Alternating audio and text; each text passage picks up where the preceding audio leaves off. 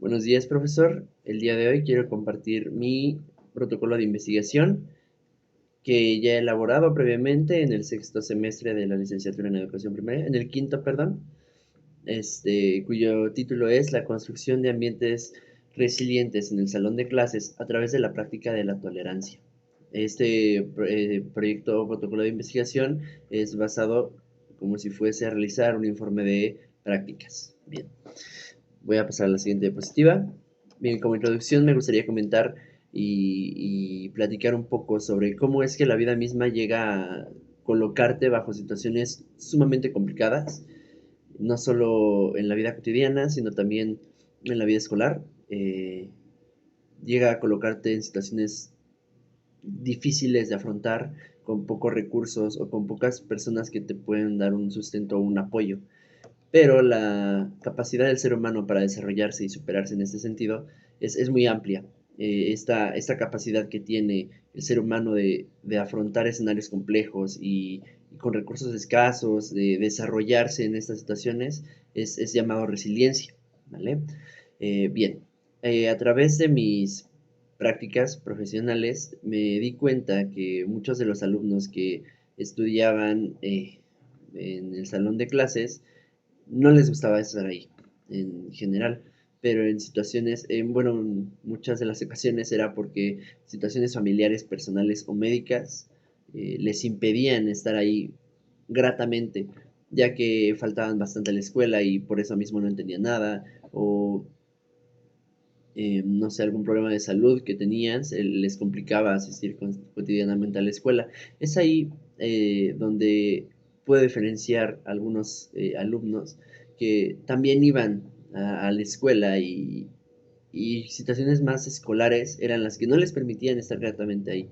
Entonces empecé yo a cuestionarme si en el caso de estas situaciones que acontecen dentro de la escuela podrían ayudar a superar ese tipo de conflictos personales o familiares para mantenerse firme dentro de su proceso educativo, ya que, por ejemplo, eh, me gustaría comentar que Van Istendael, no, perdóneme, tengo que leer el nombre porque la verdad es que es un nombre medio complejo, nos decía, por ejemplo, que la escuela ocupa, voy a leer la cita, voy a permitirme leer la cita completa, ocupa un lugar preponderante y privilegiado, ya que goza del reconocimiento de los miembros de la comunidad, se han documentado la capacidad de influir en los jóvenes, en sus familias y en su entorno inmediato.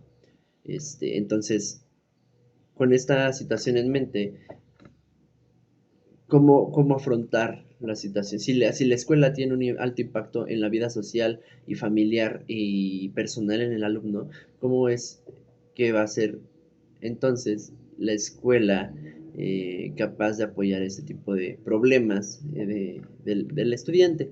Y también me preguntaba entonces, es que si es acaso que el docente puede ayudar ayudar a construir un grupo un poco más resiliente que pueda afrontar estos problemas, ¿no?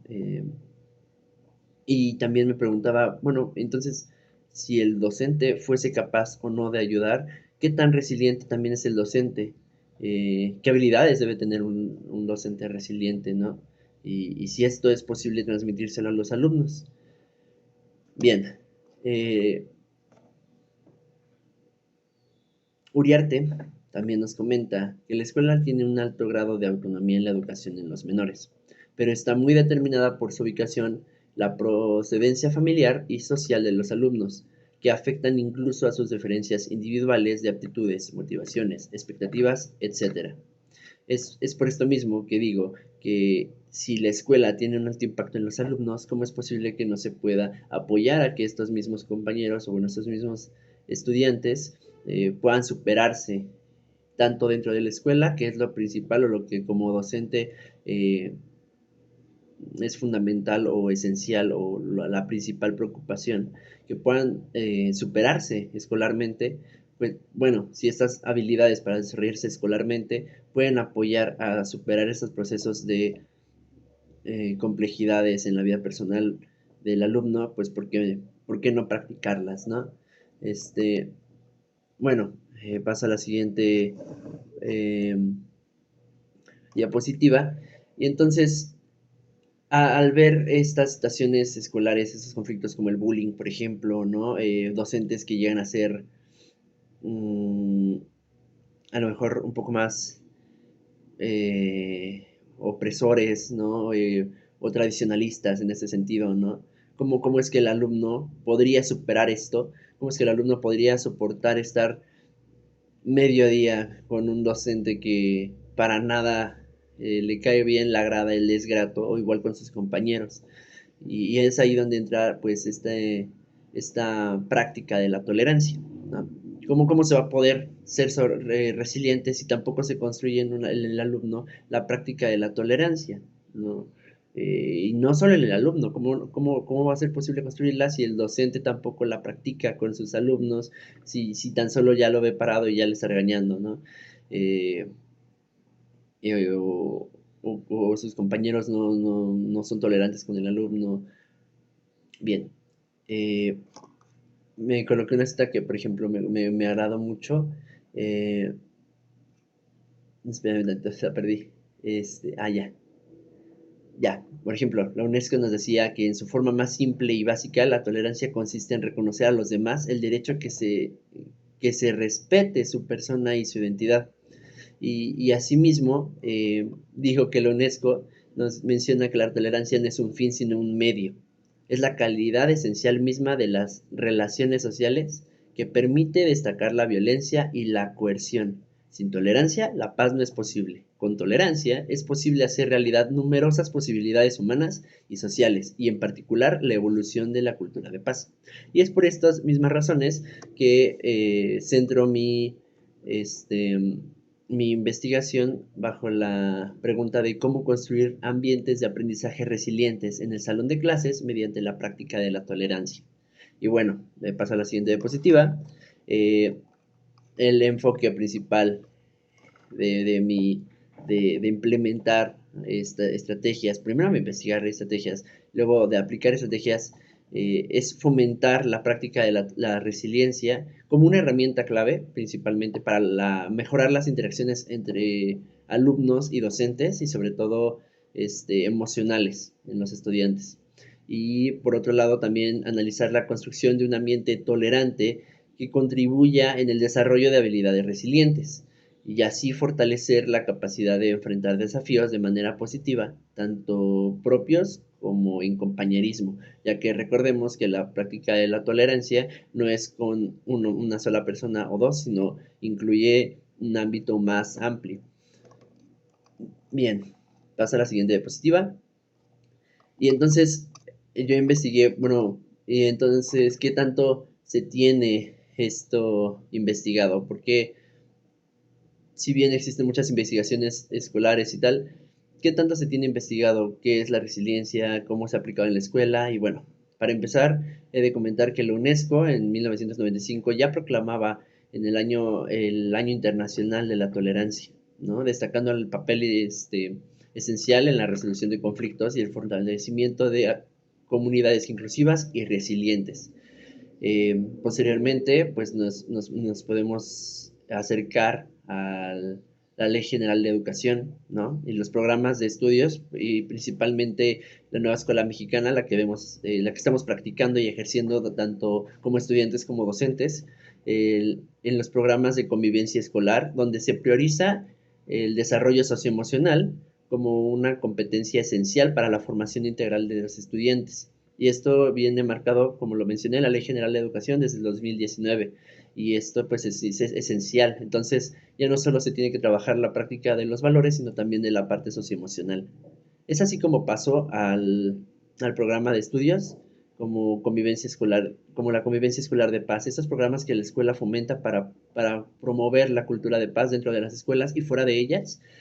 Por ejemplo, en actividades escolares, extraescolares, entre otras, asistencias a museos y fomento de asistencias a otro tipo de comunidades. Y ya socialmente podemos atravesarlo o arraigarlo, perdón, a la práctica cotidiana, donde se puede ver reflejado tanto en el ámbito social como comunitario esa práctica de la tolerancia con los demás y de la resiliencia sobre todo, ya que, como sabemos, en México las cosas no son tan simples y llegan a ser muy complejas para muchos de los estudiantes. Ahora bien, bajo mis referentes contextuales, debo de comentar que Quesadas ya destacaba desde el 2008 que en las comunidades marginadas la escuela no solo actúa como un espacio para adquirir conocimientos, sino como un agente clave para el desarrollo de habilidades emocionales y sociales que permiten a los estudiantes enfrentar sus circunstancias adversas. Y es ahí donde empieza Casillas a demostrar que sí existe en efecto un vínculo entre escuela y la parte socioemocional o la parte vivencial cotidiana de los alumnos. Y Uriarte en el 2006 también ya nos mencionaba que las condiciones económicas, socioeconómicas y familiares sí influyen directamente en la forma en la que los estudiantes perciben y superan los desarrollos de su entorno escolar. Por eso mismo menciono que no es tan sencillo para un alumno desarrollar estas habilidades y mucho menos sin ayuda o una guía. Por último, Hernández en el 2004 destaca que la tolerancia puede ser desarrollada a través de la educación, ya que las experiencias escolares contribuyen significativamente a moldear actitudes y comportamientos hacia la diversidad. Asimismo, en el 2004, Hernández destaca que la tolerancia puede ser desarrollada a través de la educación, ya que las experiencias escolares contribuyen significativamente a moldear actitudes y comportamientos a la diversidad. Y como estudio más reciente, Quesadas de Barjona en el 2023 amplía esta perspectiva de vincular la resiliencia y la tolerancia en el contexto educativo, argumentando que la educación resiliente no solo fomentaba habilidades emocionales en los estudiantes, sino también protege y garantiza el ejercicio de otros derechos fundamentales, así como los estudiantes pueden desarrollar la tolerancia como un proceso de cultura de paz y practicar la resiliencia, se puede también explotar y garantizar que estos mismos alumnos, entre sí mismos, como comunidad, puedan proteger sus propios valores dentro de la escuela. Eso sería todo, profesor. A lo mejor me alargué un poquito. Ya el profesor Edgar ya me había mencionado algunos detalles, pero quise dejarlo así como lo tenía para conocer su punto de vista también antes de aplicar ¿cómo se dice? Ediciones o, bueno, estas correcciones. Y bueno, pues espero no haberme alargado mucho, no haberme trabado mucho y nada, gracias, profesor.